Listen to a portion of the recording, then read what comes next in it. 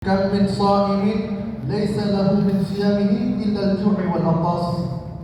Berapa banyak orang yang puasa namun dia tidak mendapatkan apapun dari puasanya kecuali hanya lapar dan haus. Padahal kullu 'amali ibnu Adam yudha'afu al-hasanah illa as-shaum fa innahu li wa ana ajzi bihi. Semua amalan anak Adam di bulan Ramadan ini dilipat gandakan pahalanya, kecuali puasa.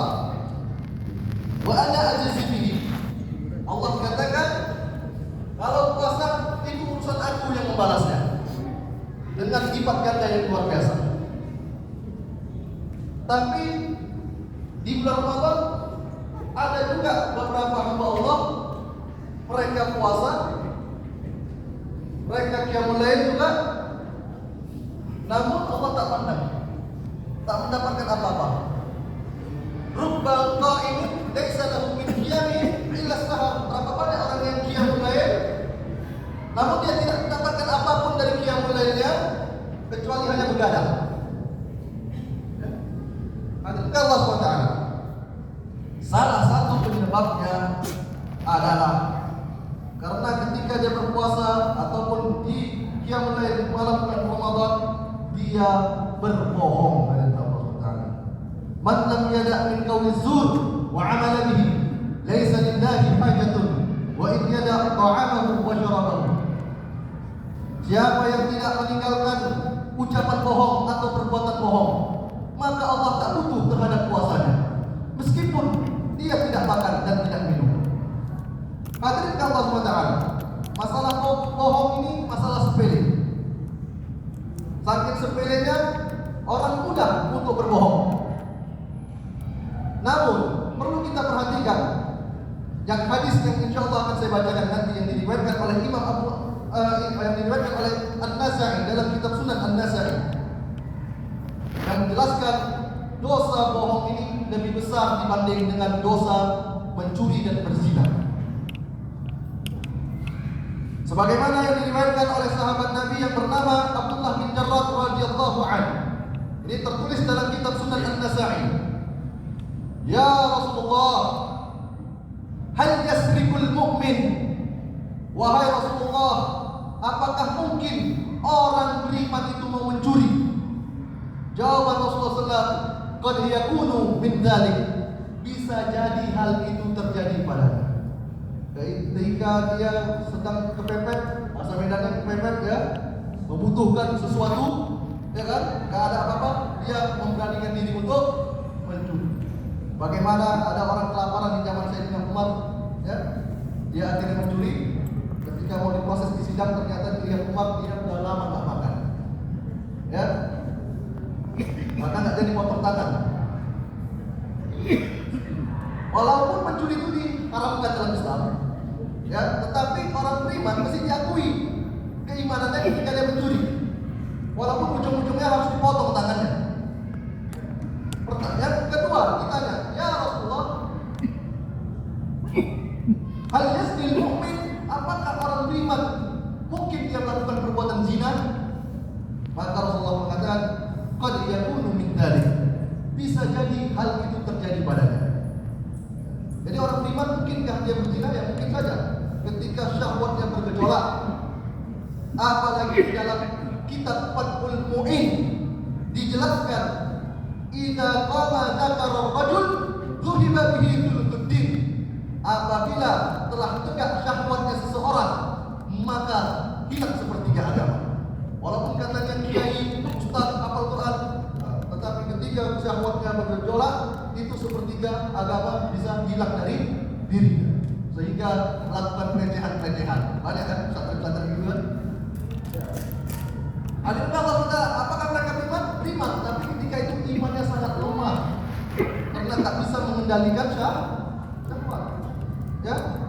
Tapi pertanyaan yang ketiga, ya Rasulullah, hal yakdzibul mu'min? Apakah orang beriman mau berbohong? Maka Rasulullah sangat tegas mengatakan, la, tidak. Lalu Rasulullah membacakan ayat innama yaftariyal kadhiba alladziina la yu'minun. Sesungguhnya yang mengadakan suatu kebohongan adalah orang yang tak beriman. Kalau mencuri berzina mesti diakui Rasul sebagai beriman, tetapi kalau sudah berbohong diakui Nabi bukan orang beriman. Kalau orang beriman orang apa? Ya orang munafik. Ya, Sayyidina Abu Bakar mengatakan, wa iyyakum wal kadhib, hati-hati kalian terhadap bohong. Fa innal kadhib mujadibul iman, karena berbohong itu bertolak belakang dengan keimanan. Dan Rasulullah SAW juga menjelaskan, yutba'ul mu'min 'ala al-hilal kullaha illa al-qiyamah wal kadhib. Orang beriman punya tabiat bermacam-macam. Baik tabiat yang baik maupun tabiat yang buruk. Kalau yang baik dan pahamlah kita, rajin ibadah, rajin sedekah, rajin. Tabiat buruk ada tidak dalam orang beriman? Ada. Misalnya orang beriman tersebut orangnya temperamen, mudah emosian, atau mudah tersinggung, ya, atau selalu bangga diri, atau macam-macam. Tapi beriman, ya. Illa kecuali dua yang tak ada dalam tabiat orang beriman. Apa itu? Khianat wal kadhib. Khianat dan bohong. Kalau yang lain-lain bisa diakui Nabi walaupun buruk sebagai orang beriman, tetapi khianat dan bohong itu bukan tabiatnya orang beriman, tetapi khianat dan bohong tabiatnya orang munafik. Jadi siapa yang berkhianat, siapa yang berbohong, maka dia termasuk golongan orang munafik. Ayat munafik tanda orang munafik 3. Idza hadatsa kadzaba. Kalau berbicara bohong. Wa idza tumina khana. Dikasih kepercayaan, dikasih amanat, tapi dia khianat. Wa idza wa'ada talafa. Kalau dia berjanji, dia mengingkari janji. Nah, inilah tanda orang munafik. Ancaman Allah SWT terhadap orang munafik. Wa'adallahu al-munafiquna wal munafiqat wal kuffar nar jahannam khalidina fiha hiya hasbuhum wa la'anahum Allah wa lahum 'adzabun muqim. Allah menjanjikan kepada munafik laki-laki dan munafik perempuan dan orang-orang kafir, mereka berada di dalam neraka jahanam kekal untuk selama-lamanya. Kalau tadi berzina, mencuri, masuk neraka, masuk, tapi ujung-ujungnya masuk surga. Tetapi kalau munafik, bohong, khianat, ingkar janji, ini kalau tidak masuk neraka, maka kekal di neraka selama-lamanya. Dia hasbuhum, cukuplah neraka sebagai tempat tinggal. Wala'anahumullah, mereka memperoleh laknat Allah. Walahum 'adzabun muqim, mereka mendapatkan siksaan yang kekal. Jadi hal bohong ini sangat mengerikan, ya, azza Allah Subhanahu wa taala. Karena kategorinya bukan lagi beriman, tetapi dia itu adalah munafik dari Allah Subhanahu wa taala. Adapun Allah Subhanahu wa taala ketika pembohong masuk ke dalam kubur, Rasulullah mengatakan, "Atani rajulani, aku didatangi oleh dua malaikat." Faqala, keduanya mengatakan, "Alladzi ra'aitahu yushaqqahu shirkahu kadzdzaba yakdzibu bi kalimatin tuhmilu anhu al-ufuq wa yasna'u dzalika ila yaumil qiyamah."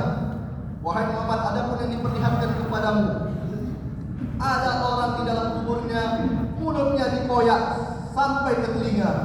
Mereka itu dahulunya adalah pembohong. Dengan kebohongannya menyebar ke seluruh penjuru, ya.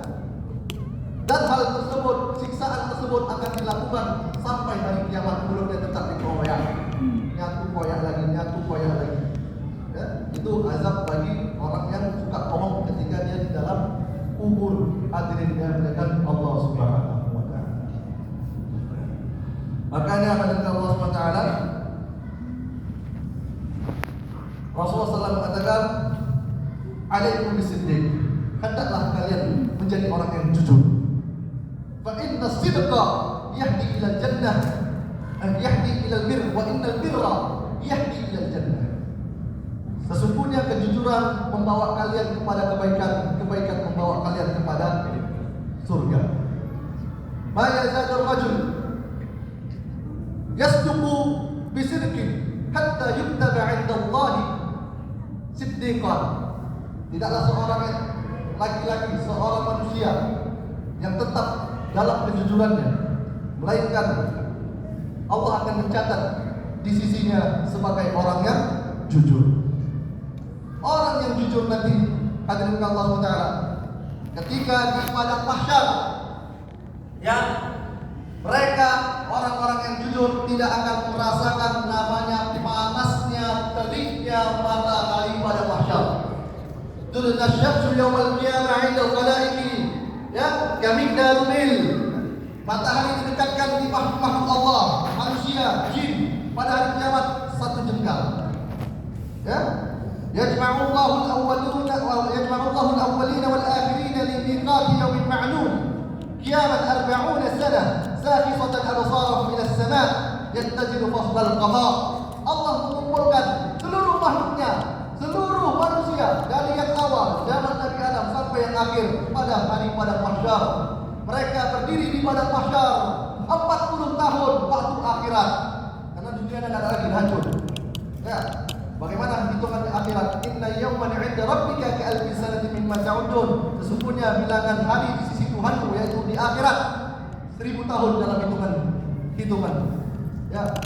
Jadi hadirin Allah SWT, 40 tahun menanti belum diproses, hanya masa penantian, belum disidang. Ya, baru masuk di ruang tunggu giliran untuk disidang. 40 tahun matahari sejengkal. Ya.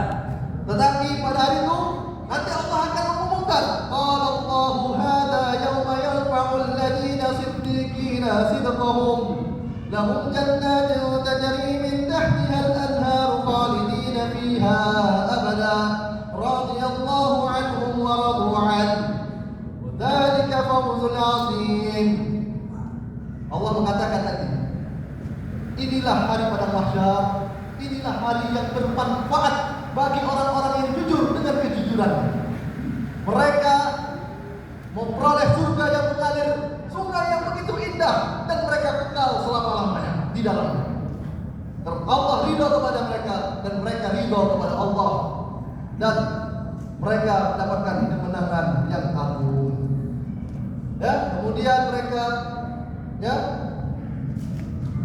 tahta zilil arsy yaumil qiyamah, berada di dalam naungan arsy Allah pada hari kiamat, sehingga tidak merasakan panas teriknya pada mahsyar dan Allah SWT kepada orang yang jujur.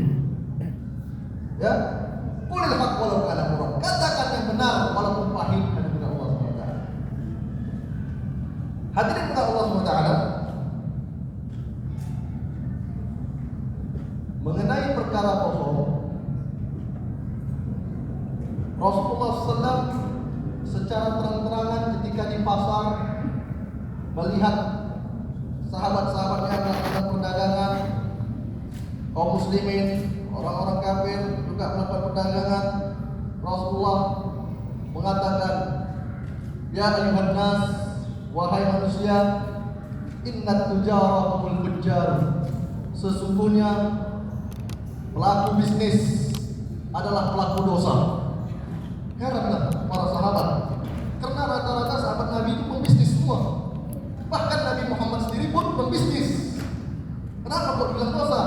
Qad ahallallahu bai'a ya Rasulullah. Bukankah Allah telah menghalalkan jual beli ya Rasulullah? Bala, tentu Allah telah menghalalkan jual beli. Walakin yuhadditsuna fayakdzimun wa yahdithuna fayaktamun. Akan tetapi banyak daripada para pembisnis ini kalau bicara bohong, kalau sumpah palsu. Al-halifu manafiqatu lis-sil'atin wa munfiqatu lil-barakah. Sumpah palsu dalam perdagangan memang mendatangkan keuntungan tetapi menghilangkan keberkahan dengan Allah Subhanahu wa taala. Contohnya lah, misalnya jualan dia buka puasa, jual takjil, jual gorengan, ya. Hari ini habis, tentu dijual besok. Ya. Pas besok ada orang beli. Kalau ada yang nanya, "Bu, ini baru enggak ini?" Pesan saya risol 5, bakwan 5, tapi baru kan Ibu? Kalau dia katakan ini baru, maka dia bohong. Uang yang dia terima adalah uang haram. Ya, uang yang dia terima pun uang haram. Masalah sepele, supaya laku gorengannya dibilangnya baru, padahal semalam punya. Ya, masalah muamalah. Ya, harus sering dipelajari masalah muamalah. Jangan sampai nanti udah capek-capek kita doa, rupanya doa tertolak karena ada yang haram masuk ke tubuh. Ya, dia beli baju dari Tanah Abang, tapi ngaku-ngaku baju buatan dari Korea, dari Vietnam, dijual dengan harga mahal. Jual harga mahal nggak ada masalah. Yang masalahnya itu berbohongnya itu, ngaku-ngaku dari Vietnam, dari Korea. Nah, uang yang dia terima uang haram. Anak yang dia kasih makan tuh uangnya hasil uang haram. Doanya pun tidak akan dijabah oleh Allah selama 40 hari dengan Allah Subhanahu wa taala. Hadirin Allah Subhanahu wa taala, makanya Rasulullah mengatakan At-tajir as-sadiqul aminu ma'an nabiyina was-siddiqina wasyuhada'i was-salihin. Pedagang yang jujur, pedagang yang dapat dipercaya, amanah, mereka kedudukannya akan bersama para nabi nanti pada hari kiamat. Padahal kita tahu banyak juga pedagang yang masalah ilmu agamanya pas-pasan, tetapi karena kejujurannya, kedudukannya pada hari kiamat bersama para nabi, para syuhada, para orang-orang soleh. Ya, mereka dahulu lebih duluan masuk ke dalam surga, ikut rombongannya Rasulullah dan para nabi yang lain. Itulah kehebatan daripada pedagang yang jujur bagi Allah SWT. Kemudian kata Allah SWT, Inna atyabal kasbi kasbut tijar. Nabi katakan sebaik-baik usaha adalah usaha perdagangan. Alladzi idza haddatsu lam yakdzibu, yaitu pedagang tersebut kalau berbicara tidak bohong. Wa idza wa'adu lam yakdzibu, kalau dia berjanji, kalau cocok nanti balikan ya, dia enggak mengingkari. Kadang-kadang udah enggak cocok, enggak mau dia dibalikan, janji yang di awal dibalikan, tapi terpaksa kita beli yang lebih mahal lagi. Ya, itu pedagang enggak jujur, munafik juga, mengingkari janji. Ya. Wa idza tu'minu lam yakunu, diamanahkan untuk jualkan ini, jual ini, tapi dia khianat. Ya. Wa idza ishtaru lam yadullu, kalau dia belanja produk, dia tidak mencela produk tersebut. Ya. Misalnya belanja mobil ya, jelek mobil ini, udah ini supaya jatuh harganya. Wa idza ba'u lam yamdahu, kalau dia menjual, dia tidak memuji, walam yudallisu, berlebih-lebihan. Ya.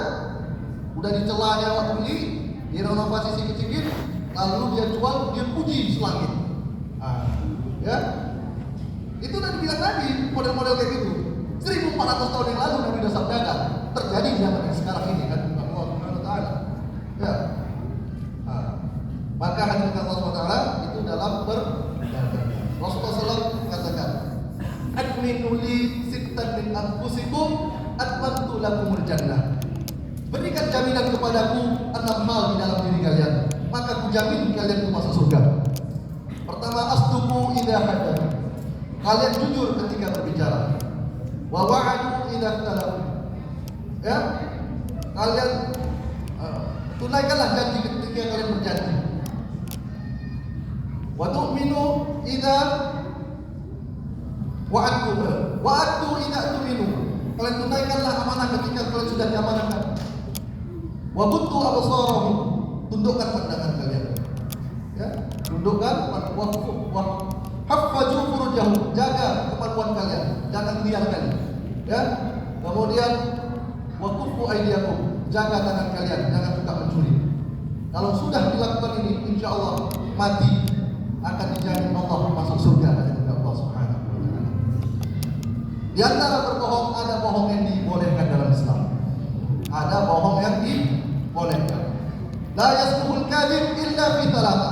Tidak dibenarkan berbohong kecuali dalam 3 hal. Dalam 3 hal. Pertama, ar-rajul yakdzibu fil harb wal harbu khud'atun. Seseorang yang berbohong ketika perang sedang berlangsung. Ya, untuk menakut-nakuti musuh. Menjebak musuh dengan melakukan perbohongan, menipu, tipu siasat, strategi, itu dibolehkan ketika berperang. Kemudian ar-rajul yakdzibu bainar rajulaini liyuslihuma. Seseorang yang berbohong kepada 2 orang yang sedang berantem, tujuannya untuk mendamaikan. Si fulan tuh kirim salam sama aku.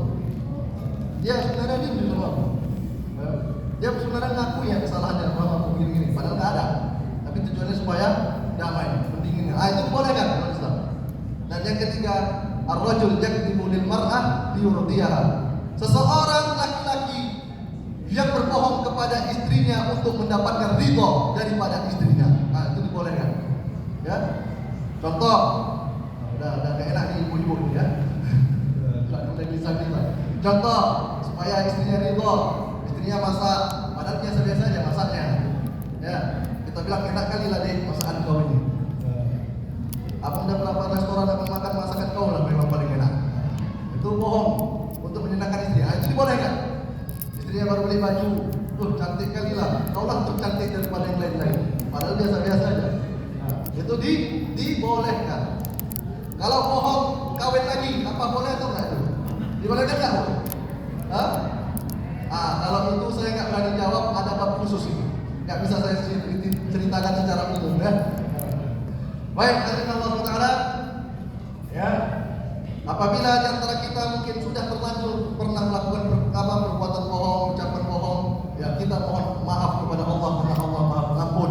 Ya, inilah ajabu taubatul Adam, malam tukarkir nafsu. Sesungguhnya aku tidak menghalangi taubatnya anak Adam selama nyawanya belum menyesat di kerongkongan. Tetapi kalau bohongnya itu merugikan orang lain, maka datangi orang yang dirugikan tersebut, minta maaf.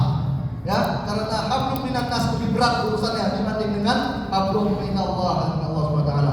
Kalau tidak kita mohon ampun dan tetap dalam kebohongan kemudian mati dalam keadaan munafik, kekal di neraka selama-lamanya mati dengan Allah Subhanahu wa taala. Nauzubillahi min dzalik. Mungkin ini sajalah yang dapat disampaikan. Semoga bermanfaat bagi kita semua. Subhanallah wa bihamdika asyhadu an la ilaha illa anta astaghfiruka wa atubu ilaik. Assalamualaikum warahmatullahi wabarakatuh.